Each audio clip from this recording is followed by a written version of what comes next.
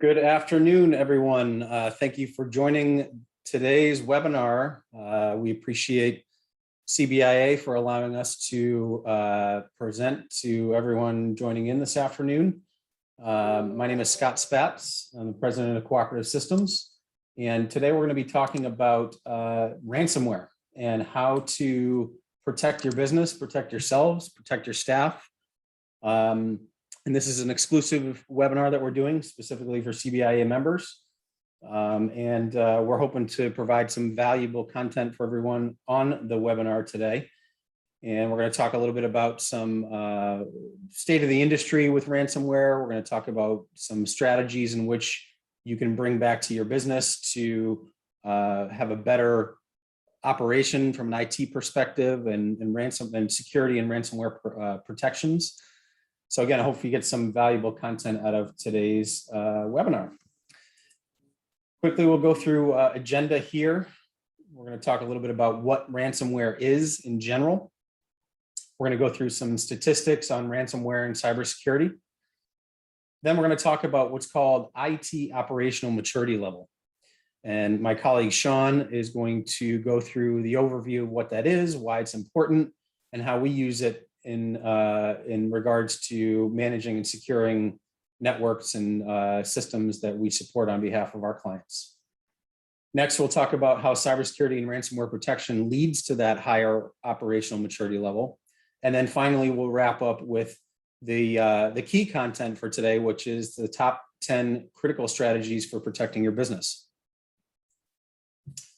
So a little bit about who we are and why we think you should listen to us. My name is Scott Spatz. As I mentioned, I'm the president of Cooperative Systems. I'm joined by my colleague, Sean Terry, account executive here at Cooperative Systems. And we are an outsourced managed IT services company. We're based in Connecticut, Massachusetts. We've been around since 1993, so been around and been in business for quite a few years.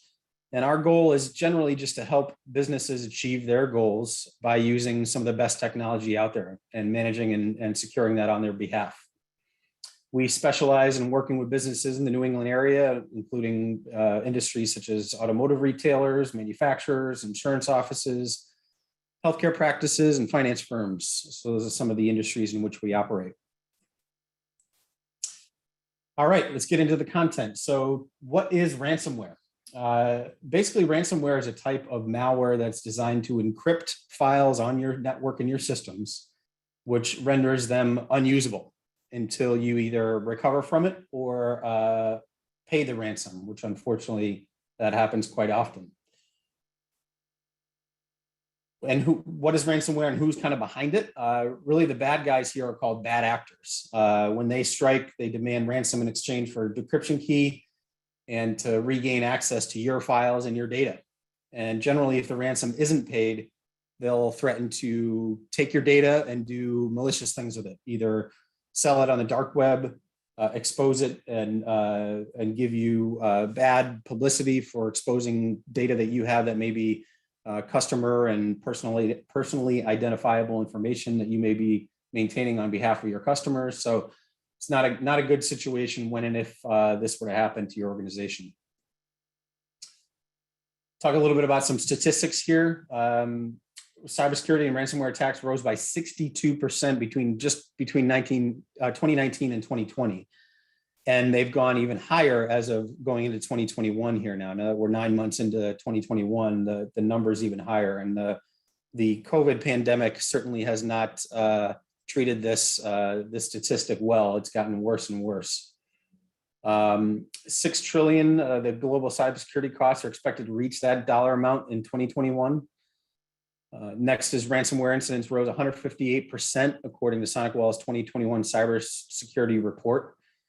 And social engineering attacks account for 70 to 90% of cybersecurity attacks. So some staggering numbers here, and just in terms of state of the industry and what's going on, and just how worse this situation gets day by day by day. Some additional statistics here, 24.9% are the percentage of professional services firms hit with cybersecurity issues. 54% of attacks from phishing attacks. We're going to talk a good amount about phishing and how that's kind of the #1 risk to organizations and how you can mitigate and secure phishing attacks, which are the introduction of malware and ransomware into an environment. 26% cybersecurity attacks occur from lack of training. Another one of our key things we're going to be talking about today about how important training is, security awareness training is for allowing your staff and giving your staff the knowledge and capability to protect themselves, but also protect your organization from cybersecurity threats. And then lastly, here we have 50% or 25% of business had cyber insurance policies in 2016, but that rose to 50% today. So that's a good statistic. We always promote and talk with our clients about the importance of cyber insurance and how important that is to have in your business. So the fact that that's increasing year over year is a great thing to see in the industry. Crypto ransom payments just absolutely skyrocketed in 2020. And this graphic is only through May of 2021. So that number, as of today, and certainly going into the end of the year, that 2021 bar will be significantly higher than even in 2020. And Bitcoin cryptocurrency is namely the type of currency that the bad actors and the individuals that are committing these crimes accept payments in. They don't accept payments in typically any other way other than cryptocurrency. All right, some additional stats here we'll go through quickly. 60% of backups are only 60% of backups are complete, with 50% of restores failing. So shows the importance of how much time and emphasis you should be putting on backup and disaster recovery in your business, that even if you have a good backup and disaster recovery platform in place, testing it and doing test restores is the most critical thing to do to ensure that if there were an incident that you needed to recover from, that your backups are actually good and that you'll be able to recover and restore. 40% of SMBs will have their networks accessed by hackers, with 50% not even knowing it. And that's another big stat here too, is that a lot of times individuals, threat actors are accessing your systems and your data without you knowing it, until they've gathered enough intelligence about your business and about what you do and where the vulnerabilities exist, where they can expose that. And they may have been in your systems for months prior and already have all the information they need to exploit your business. 31% of attacks focused on business with under 250 employees. So it's not just about large corporations and large businesses, it's about small businesses as well. And 20 trillion, the number of dollars in revenues from cybercrime, which is they're expecting to eclipse the drug trade by the year 2025. So that's pretty crazy to see that. And then just this last graphic here about some of the leading causes of ransomware attacks reported by managed service providers like us. The top one there, 54% of phishing emails. I mentioned that already. Phishing is one of the biggest vulnerabilities that any business has. And the way to mitigate that is by way of a number of different technical controls, but namely the big way to mitigate that is security awareness training and arming your staff with good cybersecurity practices and allowing them to know what to identify as someone attempting to phish them or to phish your business and to try to gain access to your network and your systems. But then we have other things like poor user practices, lack of cybersecurity training, weak passwords, open RDP access, clickbait, malicious websites, and lost and stolen user credentials. Some just facts about ransomware that you should be aware of. I'm not going to read every one of these. You read some of them as I'm talking here, but every 11 seconds, a business falls victim to a ransomware attack. 98% of ransomware payments are made in Bitcoin, as I mentioned. 7.3 is the average number of days that a ransomware incident lasts. So that a lot of times means that that's the amount of time that your business could be shut down to during that recovery and getting your systems back up and running to be able to operate your business. Phishing emails are responsible for 91% of cyber attacks. Again, we just talked about that. So a lot of just facts here about ransomware and just what the impact is and importance for putting protective measures in place, training your people on good practices, as we talked about. So a lot of stuff that we're going to talk about today here. So what happens if your business or organization refuses to pay the ransom when and if you were to get a ransomware attack on your systems? What basically happens is you either pay or the data could be released to the public. And a number of businesses have experienced that. These are just some news articles from over the course of time of incidents that have happened here.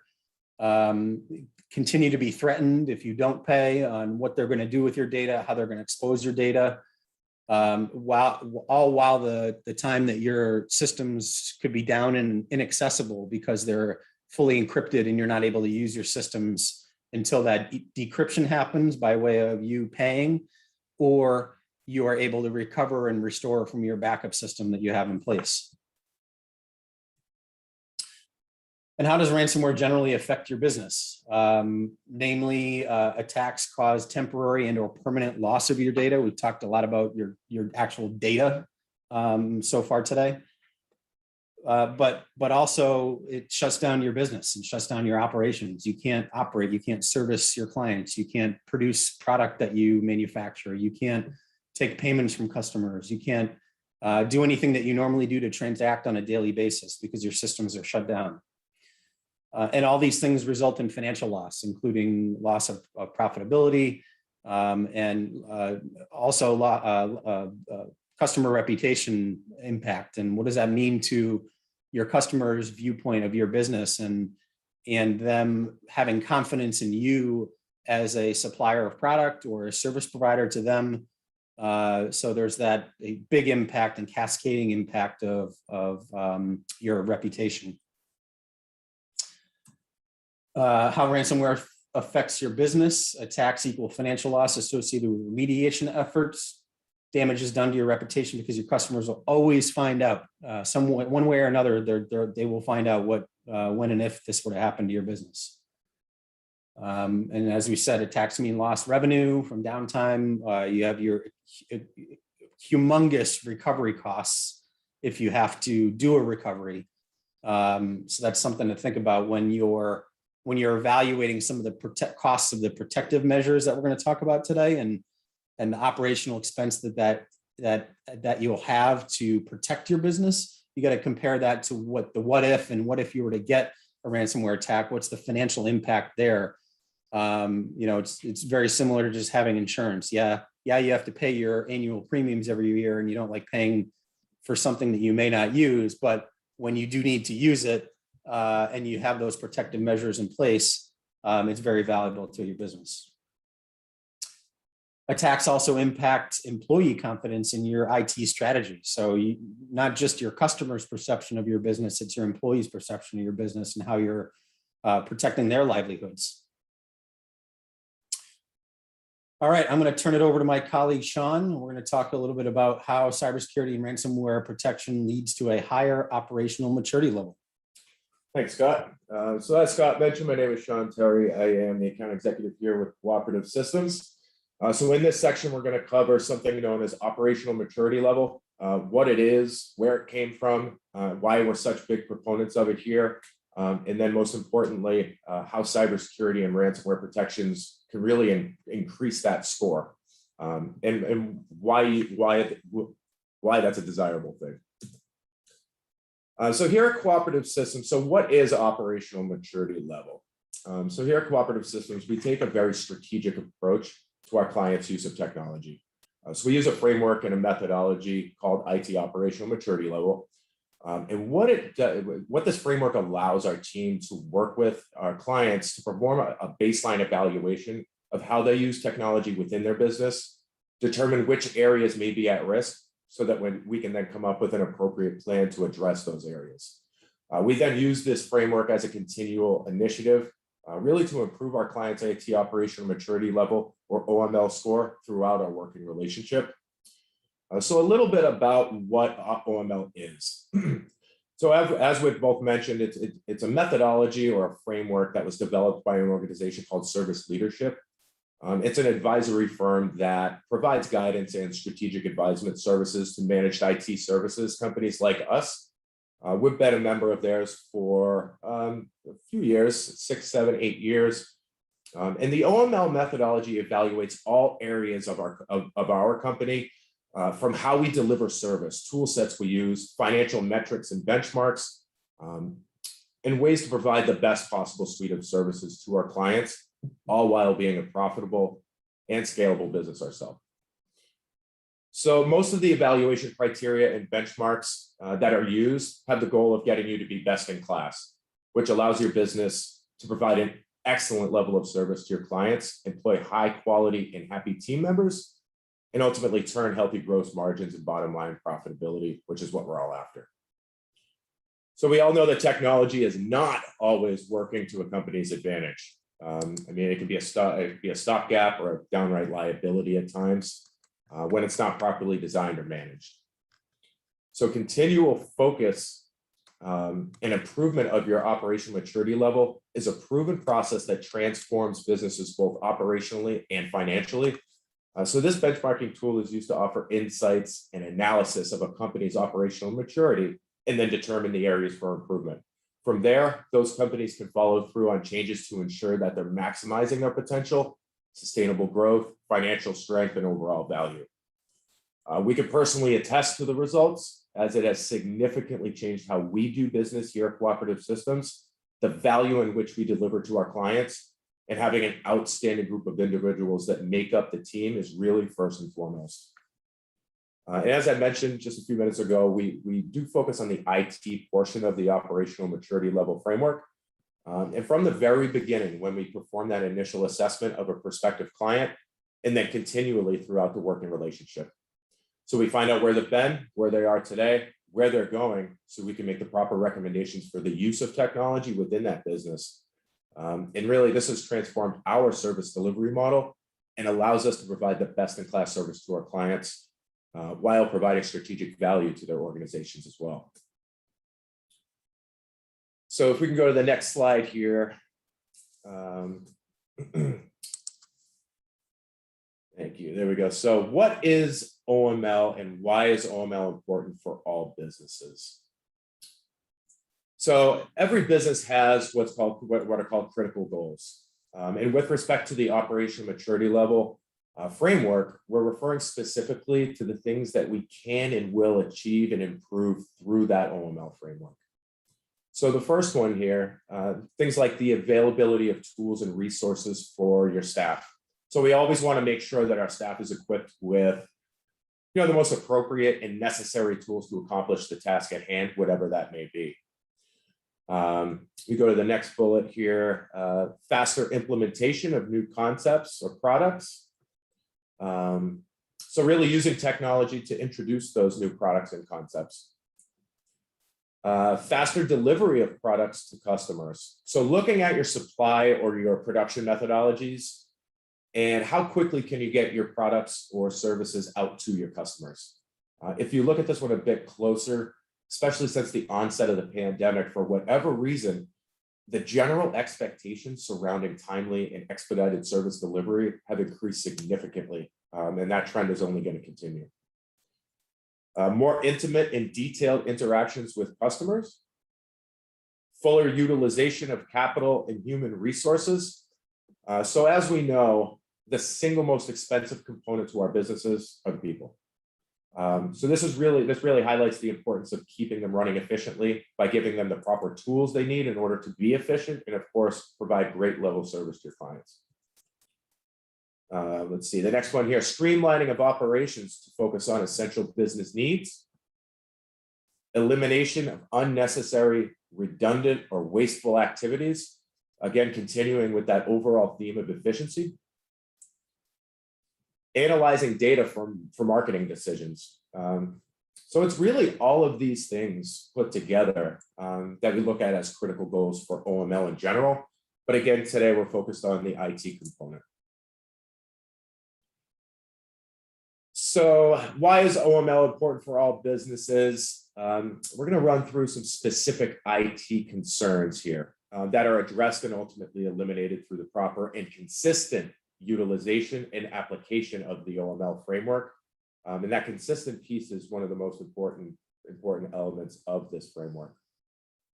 Business interruption of your staff's productivity. So if you have business interruptions of any kind, regardless of whether you make a product or deliver a service, if you have IT related interruptions, it costs you time and money. It costs you reputation, and then you have to recover once your interruption has been resolved to get back up and running. So the next one, cybersecurity threats. I mean, you can name the variant. We've discussed a decent bit in the way of the cybersecurity already, and we'll continue afterwards after the OML piece. So we all have a decent idea of what the different threats are out there, whether it's phishing, ransomware. It really doesn't matter what that threat or variant is. It's highly important that we have the proper protections in place to ensure that we're keeping our organizations and staff safe. The next one here, enabling greater selling and production with existing IT resources. So a few examples here could be quoting accuracy, order cycle times, even product quality. So one of the tools when giving staff reviews, making sure their interoperability is efficient, not wasting time entering data amongst multiple different platforms just to deliver something to a client. Getting more value out of transactional data to make predictions. For example, per client transactions or production efficiency and improvements for responsiveness. Increasing system usability to speed up processes with CRMs, ERPs, and also to get better documentation of product results. So this speaks to having singular software systems that can operate really all components of your business, allowing everything to be tied into one platform. Again, utilizing the data that you're working with and putting in and taking out across different components of your business, and being able to analyze that data and having that one platform in place to have everyone work in and work within. And then also from a training perspective, having everyone use a consistent platform from a training perspective allows everyone to be operating as consistently as possible. Increasing supply chain visibility and collaboration to improve performance and drive down costs. And we should have a few more on the next slide here. Yep. So just a few more. Improving production quality and accuracy by moving away from a CRM to using either an ERP, product lifestyle management system. So we just touched on this a little bit, but again, having that singular platform in place that you can run all of your production cycles through, whether it's a product or a service is irrelevant. Having that one platform for everyone's working within for each business unit is extremely valuable. Relying on existing IT systems to enable business to consumer initiatives. So really providing client access to your systems for collaborations, for interfacing with you and what you're doing and what you're working on. Experiencing downtime when software that drives expensive machines or valuable client interactions goes out of date and out of support during their useful life. So planning, I think Scott mentioned it already. I mentioned it almost daily in my interactions with potential clients. Planning and preparation is one of the biggest components to what we do here at Cooperative Systems. It's making sure we're ahead of the curve and that there are no surprises either on the client end or on our end. So when you have software that's either out of date or a piece of equipment that goes out of date, you're then put in a position where you have potential failures or outages that you're unable to recover from, maybe in an expeditious manner. Reducing the time spent preparing for audits. So let's say you're in a regulated industry, maybe you have upstream or downstream vendor requirements. Having a good, mature IT approach within your business and documentation around what you do, how you do it, and also how you should gear your organization. That allows you to reduce the amount of time you're spending preparing for audits or any checklists or any of the requirements that those vendors or regulated bodies may have that you have to comply with. And last but certainly not least, finding ways to turn compliance efforts into a competitive advantage. So a good example here, think about your competitors and who you go up against when you're in a selling situation, where you both have a fantastic product or fantastic service, and you're trying to establish a differentiator for yourself against that competitor. If you could show a good compliance program and a good business continuity program for your organization around how you manage your processes, your employees, and certainly the technology for your organization, and you can show documentation about how you can do that for a prospective client, that gives you a major leg up against the competition and shows how process driven you are and how you will be able to continue to provide a great service or product to that prospect going forward. In addition to having strong plans in place to protect against any potential risks, outages, or disasters going forward. So that brings us to what are some of the areas and opportunities for improvement. So reduced downtime, which we all know costs time and money. So if you can put in systems and measures in place where you can mitigate risk of downtime, then you can ensure that you're not going to have any instance where you're losing money based on productivity or based on that revenue generation. Reduced amount of time dealing with technology issues, which also costs money. So when you have downtime or outages or have issues, it costs resources, right? So whether you have an internal resource or an IT vendor, or whether you rely on a software vendor to fix an issue, you're trying to do it in-house, it all costs time and money. So the more you're preventative, the more you can mitigate the potential risk of wasteful spending, the better. Reduce risk, which saves money as well. With this one, you will not incur anywhere near the same level of organizational disruption or financial plan when you have the proper protections implemented, even if you are hit.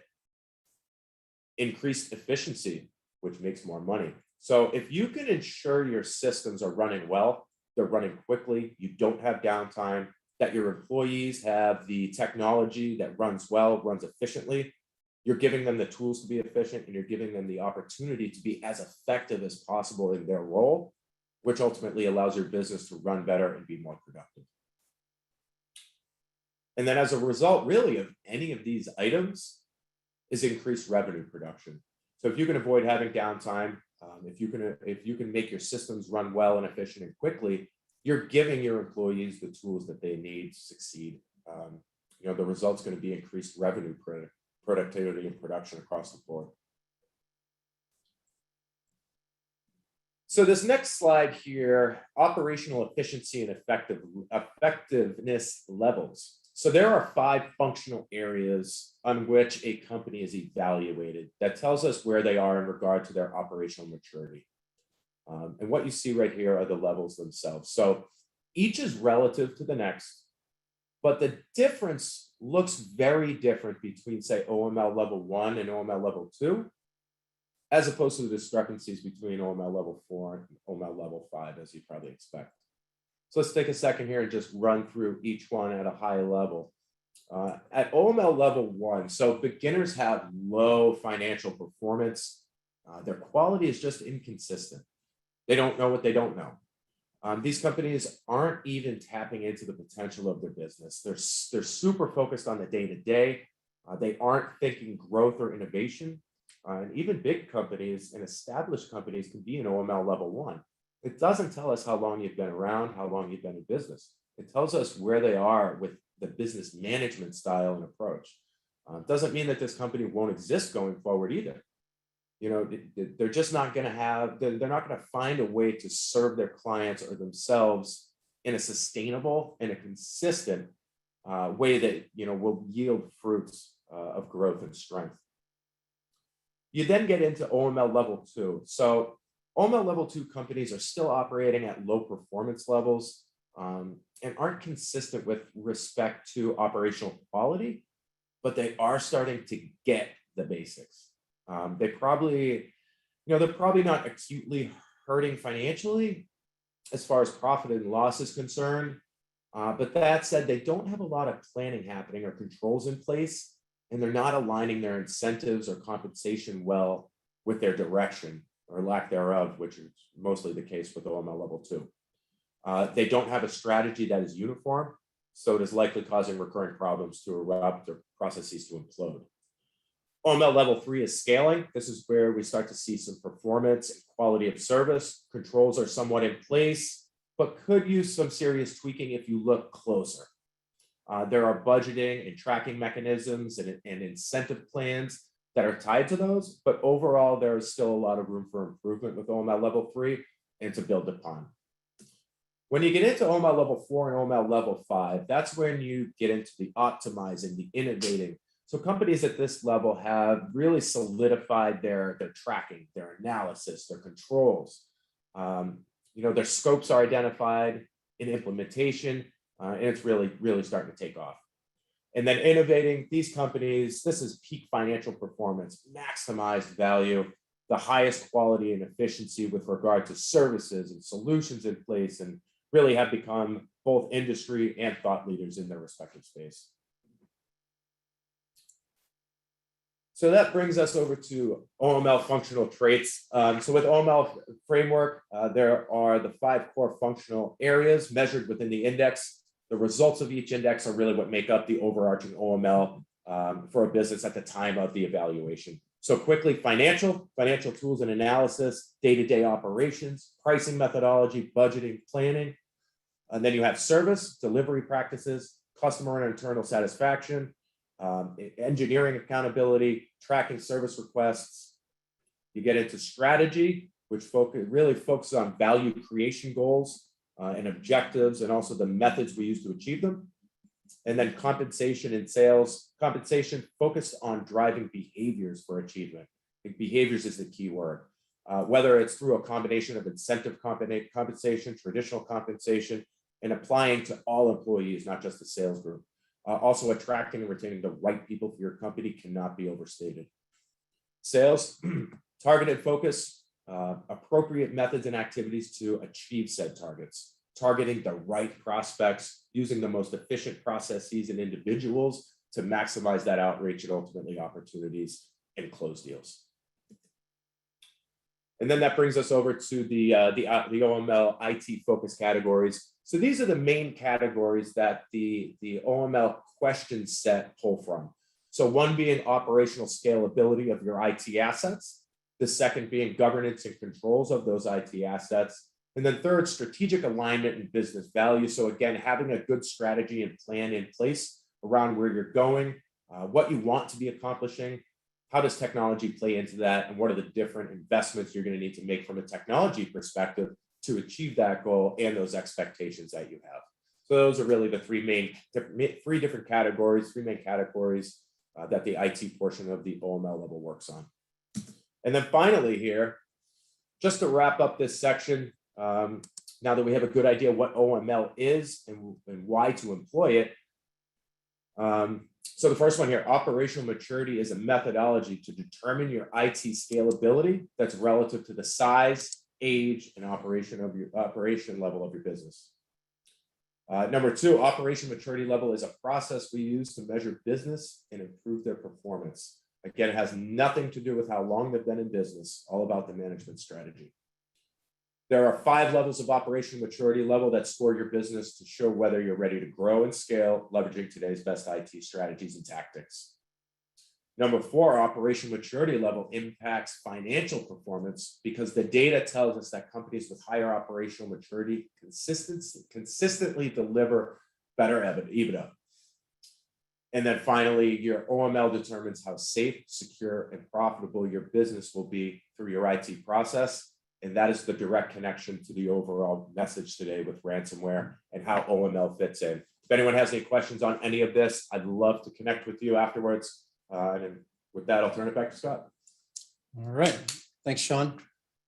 So that was a great just summary of just our approach to how we evaluate organizations in general. We wanted to go through that so you guys can understand our approach to cybersecurity protections and mitigating risk within your businesses, and how that ties into this overall framework in which we use to evaluate and then protect and mitigate risk going forward.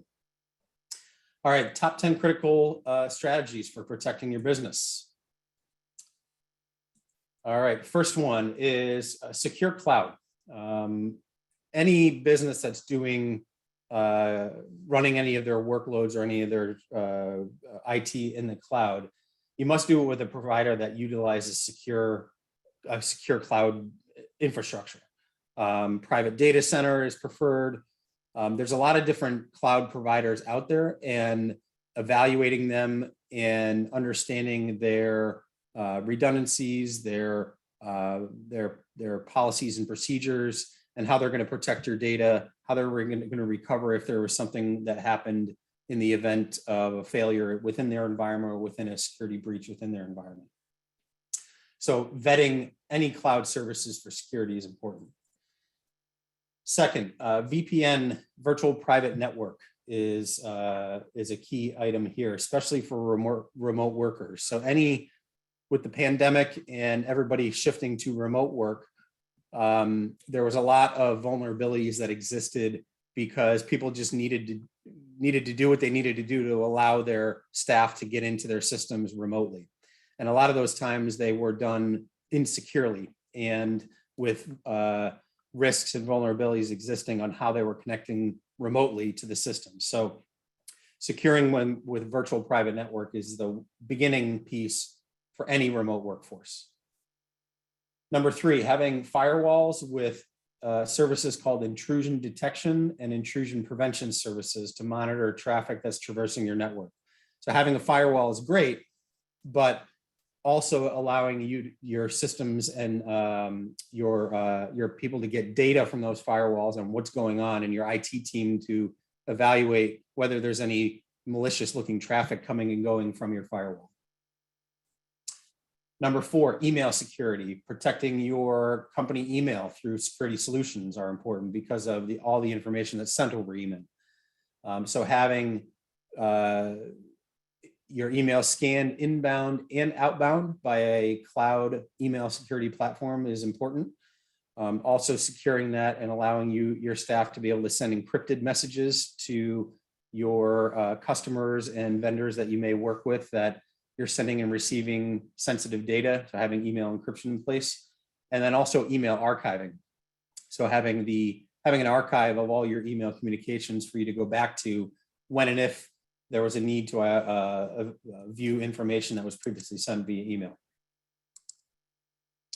And then next is the OML portion, the business maturity. So consider whether your business is mature enough to handle cybersecurity and ransomware challenges. That's why we wanted to talk about what OML was, why it's important, and why the framework is important to take into consideration when addressing things like cybersecurity protections and mitigating risk for your business. Is that how mature are you, and where do your risks lie, and where are the things that you need to shore up going forward? All right, next, number 6 here is MFA and passwords.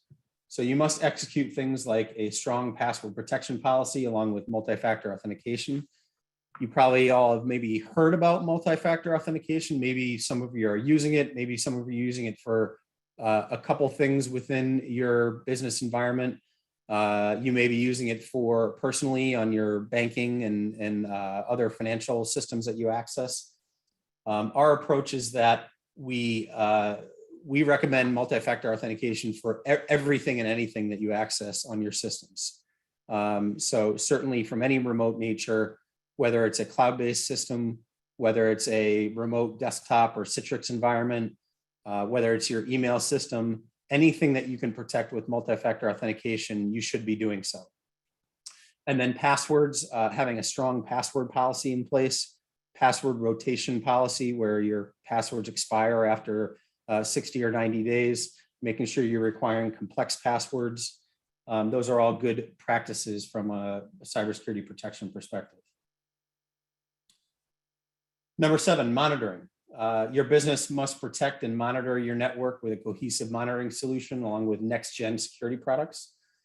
So it's one thing to have protective measures in place, It's another thing to be able to get data from them and be able to ensure that they're actually doing what they're supposed to be doing, and that they're active, and that they haven't gotten disabled for some reason, or that you're seeing alerts coming from them if they do detect something, and that you're able to act accordingly. So having a good monitoring system in place for your systems and all the protective measures that you have in place on your systems is important. Number 8, you must back up. We talked a little bit about backing up and recovery and what that means if you do have, say, a ransomware attack. It's very important to have a documented backup and disaster recovery platform in place, and have a policy in place around that, and ensure that your staff is aware of that policy as well, and that you're circulating your disaster recovery policy with all your staff, so that if something were to happen in your environment and your system failed, you did get a cybersecurity breach of some sort, your staff need to know what to do and how to react. So having that documented, knowing what the company can afford to experience for downtime, and building your backup and disaster recovery plan around that, but then also communicating that to your key people so that they are aware of what to do when and if that were to happen. Number 9, protecting your mobile devices. So everybody uses a mobile device these days, and just about everybody accesses your company information from their mobile device. So creating a mobile device policy and plan for how mobile devices will be used within your environment, and then also protecting them and mitigating and evaluating what data they need to get to for their day-to-day job functions. And there's plenty of solutions out there that can secure, protect, and monitor your mobile devices as well, just as if it were another device on your network, like a PC or a laptop. And then lastly, training. We talked about training a little bit already today, is train and train and train your staff as much as you can. Most of the vulnerabilities that exist and that come into any given business environment are the result of someone doing something that they shouldn't have. And while there are plenty of technical controls available and that may be in place in your business environment, they're not bulletproof, and they're not 100%. So a lot of the risks and vulnerabilities that get introduced into environments come from, again, someone clicking on a phishing email, someone social engineering your staff and gaining access to your systems and your data as a result of that. So training your people on what to be aware of, good cybersecurity hygiene processes, that's ultimately important to your business. Next, we wanted to just kind of put up a summary of some of the baseline cybersecurity protections you should have in place. We talked a lot about controls and kind of high-level subject matters, but these are the specific types of protections that we believe that you should have in place at a minimum. Number 1 is multi-layered endpoint protection software. So not just antivirus software, you got to have multiple layers: antivirus, anti-malware, anti-exploit, anti-ransomware, anti-rootkit. So there's a number of different layers of endpoint protection that you should have in place on all your computers, all your laptops, your mobile devices, as I just mentioned. Next is endpoint detection and response. This is something that's a newer type of software available in the marketplace in the past number of years. Some people refer, or some of it's referred to as next gen AV. And basically what it is it's artificial intelligence powered, machine learning powered protection for your endpoints. And the software basically has a baseline of what's normal in your environment and what are normal things that are going on a given device. And then it looks for anything that's abnormal. And the thing with risks and cybersecurity threats these days is that there are new threats coming out every day, and traditional antivirus and anti-malware protections are always behind the 8 ball because they're only as good as what's known in the marketplace for threats. So these EDR and next gen AV products are able to look for, again, what abnormalities may exist on a given device and be able to alert and allow you to respond accordingly as a result of that. Next is a good solid email security solution. We talked a little bit about that already. Next is patch management. Always need to patch your devices and make sure they're updated with the most security updates, Windows patches, other softwares like your Adobe products and third-party products like that, having a good patch system in place to make sure they're always updated with the most current security updates and patches. DNS and web content filtering, protecting your users when they're browsing the internet and typing in URLs onto their browser, clicking on links within emails and within other websites. Multi-factor authentication we talked about. Our preference for any environment is to have MFA on every device and every system that you access. Solid backup and disaster recovery platform and protection. Intrusion detection and prevention on your firewalls. Security awareness training we talked about. Risk reporting, so having a good platform in place to be able to report on any of those risks and what was the remediation efforts done, and then how can you therefore maybe prevent that from happening again in the future.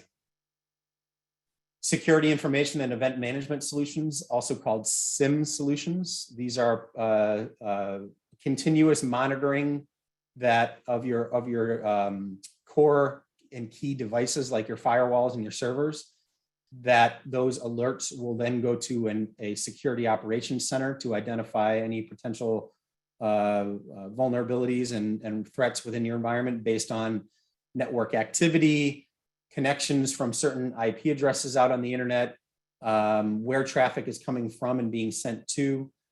These SIM solutions can identify that and alert you based on what's going on. Mobile device security. We talked about protecting all your mobile devices that are accessing your systems. Vulnerability scanning, doing that regularly. Encryption for mobile devices. Dark web monitoring. And having a good password manager in place for allowing your staff to use complex passwords, but not expecting them to remember complex passwords, because you can give them a tool like a secure password vault password manager that can store those passwords for them, and then allows you to use those, again, good complex passwords and good password policy routines in place. So bottom line, just to wrap up here, is just ask yourself, and after what we talked about today, is does my business have a documented ransomware and cybersecurity prevention plan in place? And are we ready and mature enough to tackle these growth challenges? And what we'd like to do as a result of your attendance today in today's event, we'd like to offer an exclusive member to her CBIA members, because we feel protecting your business starts with a good professional evaluation. So we'd like to offer you all a free one-time assessment that results in a report with actionable items to help you become safe, secure, and profitable. So if you'd like, go to our website, www.coopsys.com/CBIA. We have a specific landing page for CBIA members, and you can sign up for this cybersecurity evaluation of your business. And we will be in touch to walk you through the process and to go through the results and to make recommendations for you. Again, no obligations. Just felt like it was a great valuable tool for everybody taking the time to sit with us today on this webinar. Thank you for attending. We'd like to open it up to any questions. If you'd like to use the Q&A panel within the Zoom webinar and the Zoom panel here. So Sean and I will stick around for a few minutes here. And again, if you have any questions about any of the content today, certainly feel free to post them. I'm going to put our contact information on the screen here too, so that if there's any questions that come up after the fact, feel free to reach out to either one of us, and we're happy to chat with you on any of those questions you may have. Again, thanks for joining today. We look forward to next time we can provide some valuable content to you.